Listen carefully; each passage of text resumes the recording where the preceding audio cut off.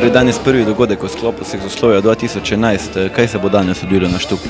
Ja, predstavili bomo pravilen način prehranjevanja, torej predstavili bomo to hrano, tako afrodizijake, predstavili bomo vino, imamo vinskega poznavalca Gorasta Haliča, kuharskega mojstra iz hotela Veter v Rušah Rajko Hojs in posebnega gosta Zmagoja Linčiča Plemenitega.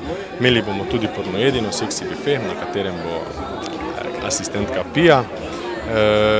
Praktično na tem prvem sklopu bomo lahko študentje spoznali neko harmonijo ob uživanju hrani, vina in seveda medsebojnih odnosih. Kakšno je vaše mnenje o spolnosti?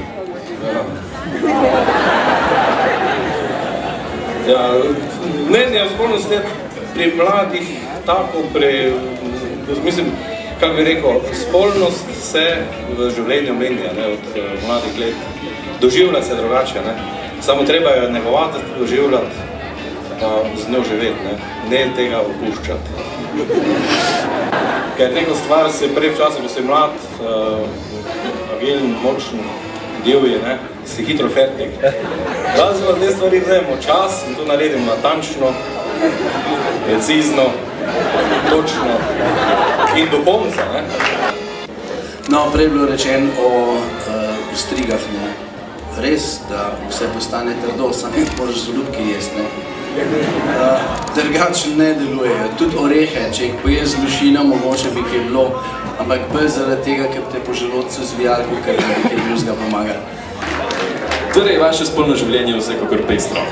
Jaz sem bil eden od tistih, ki sem prej dvignil roko na tisto vprašanje, da sem dovolj z svojim spolnim življenjem. Jaz pa nisem dvignil roke, zato ker nikoli dost. Najlepša hvala. Poglejmo torej v vaše študijske leta. Kako se jih spominjate? Bolj blago, bolj je tak zablurano vse skupaj, študenti pa vedeli, o čem govorim. Načeloma so moja študentska leta relativno drugače minevala, kot mogoče v študentov v Mariboru, ker sem pač študiral na Primorskem. Se pa je dalo tudi tam spoznati dobre študentke. Se veste, kaj pravijo, da postaneš pravi študent, takrat, ko izpit pa drugska. Si izvedela kaj novega, kaj je posebej uporabnega zase na današnjem večeru?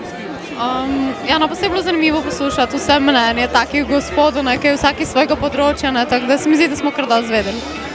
Kaj pa zdaj mislim, da čaka še na ostrigo, si jih drugače že poskusila? Ne, nikoli še nisem, tako da me ful zanima, kakšne so, kakšnega okusa so, če tukaj res v tem, da bo pol za sprobati. Super, hvala.